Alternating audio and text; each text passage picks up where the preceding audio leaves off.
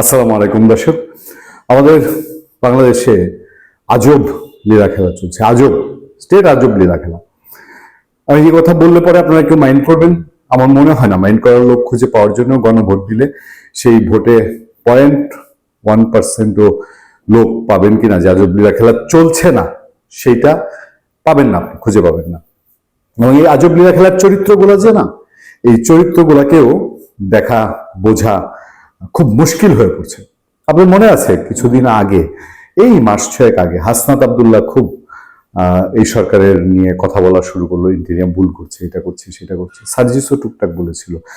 হাসনাত আব্দুল্লাহ এমনকি উপদেষ্টা পরিষদের স্বাস্থ্য উপদেষ্টা নূরজাহান বেগমের নিয়োগ নিয়েও সে কথা বলেছে, ডক্টর ইউনূসকে জড়িয়ে কথা বলেছে, ডক্টর ইউনূস স্বজনপ্রীতি করেছেন, পক্ষপাতিত্ব করেছেন, বলেছে না? এই হাসনাত আব্দুল্লাহর প্রতি ডক্টর ইউনূসের স্নেহ তো আর কমে যায়নি। হাসনাত আব্দুল্লাহকে দিয়ে ডক্টর ইউনূস তখন, বা তার ডক্টর ইউনূস গং বলতে একটা শব্দ পরিচিত আছে, আমি সেই নামগুলো বললাম না, কাউকে অসম্মান করতে চাই না, তাদের কেউ বলিয়েছে কোনো কারণে, এই সন্দেহ করা তো আমলক না। আপনাকে আরেকটা ক্যারেক্টারের কথা বলি। এই যে এই এই আমাদের এখন রঙ্গমঞ্চ, যেটা এই রঙ্গমঞ্চে অনেকগুলো ক্যারেক্টার বিভিন্নভাবে আছে এবং তারা এক এক সময় এক এক রূপী। এক সময় ধরেন আওয়ামী লীগ ছাত্রলীগের মধ্যেই ছিল, তারপরে এসে বললো আমরা আসল আওয়ামী লীগ ছাত্রলীগ না, আমরা আসল এই। সেই ক্যারেক্টারদের মধ্যে একটা ছোট্ট ক্যারেক্টার, ছোট্টই বলছি, অন্যদের তুলনায় ছোট, সুরভী। যারা রাজনীতির খোঁজ রাখেন, জুলাই আন্দোলন, জুলাই যোদ্ধাদের খোঁজ রাখেন, বর্তমান ইনকিলাব মঞ্চ বা ডাকসু জাকসুর খবর রাখেন, তারা এই সুরভিকে জুলাই যোদ্ধা সুরভি বললেই চেনেন। বেচারি খুব আকুতি মিনতি করে কান্নাকাটি করছে। কেন কান্নাকাটি করছে একটু শুনুন।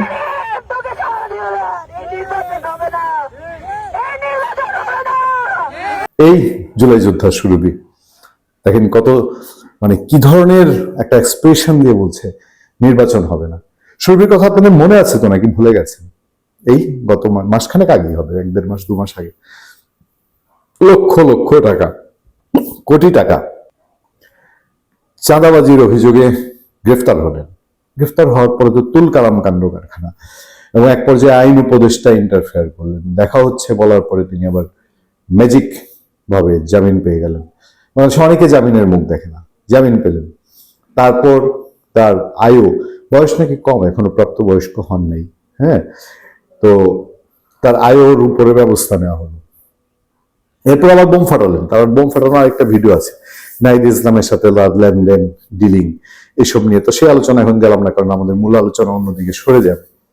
সেই সুরভি আজকে আবার অন্য রূপে আবির্ভূত। যেতে দিব না, যেতে দিব না, যেতে নাহি দিব, তবু যেতে দিতে হয় না, সেরকম একটা ব্যাপার না যে যেও না, যেও না সাথী, যেও না।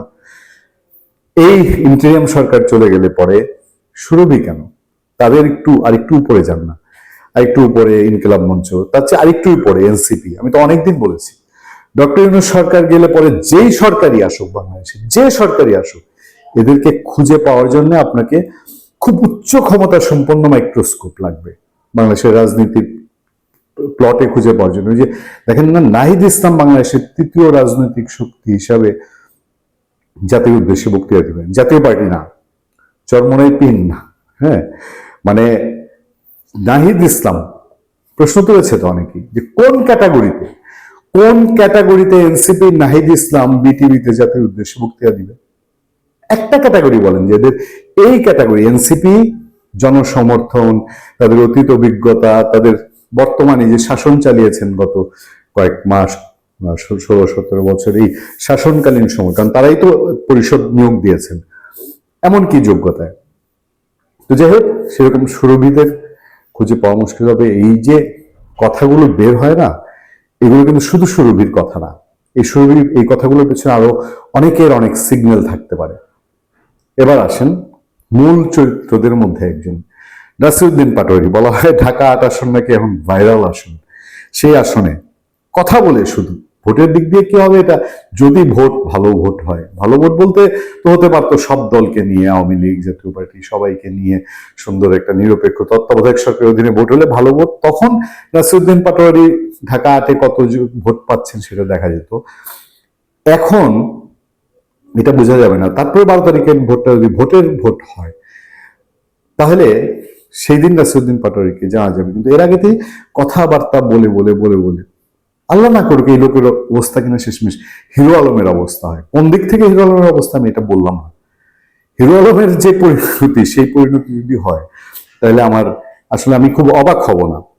এই যে তারা কাণ্ড কারখানা করছে, ধরেন ইনকিলাব মঞ্চ 24 ঘন্টার একটা ঘটনা ঘটালো, তাদেরকে টিয়ার গ্যাস লাঠি মারলো, তারপর সাউন্ড গ্রেনেড মারলো, একবার যমুনার আশেপাশে, আরেকবার শাহবাগে। তারপর তারা আবার চট করেই তাদের দাবির পক্ষে শোনা গেল যে রবিবার আপনার অন্তর্বর্তীকালীন সরকার জাতিসংঘকে চিঠি লিখবে। এখন তারা মোটামুটি তাদের আন্দোলন স্থগিত দিয়ে তারা ঘরে ফিরে যাচ্ছে, সবাইকে ভালোভাবে যেতে বলছে।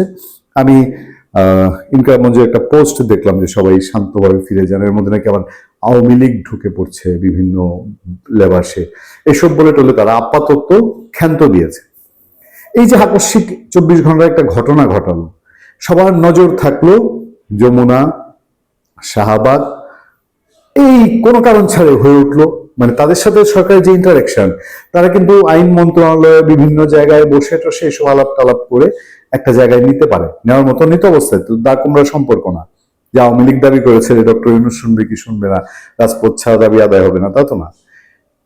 তাহলে কি এমন কিছু হয়েছে যে এই যে 24 ঘন্টার একটা হুলস্থুল পরিস্থিতি, তার মধ্যে অন্য কোনো দিকে কোনো বড় বড় ঘটনা ঘটে গেছে? এটা হয়, রাজনীতিতে এটা হয়, এবং এটা কখনো সরকারও করে, কখনো সরকার বিরোধীরা করে, বিভিন্ন যে কেউ করে থাকতে পারে, কে করেছে আমি সেটা আপনাদেরকে বিন করছি না।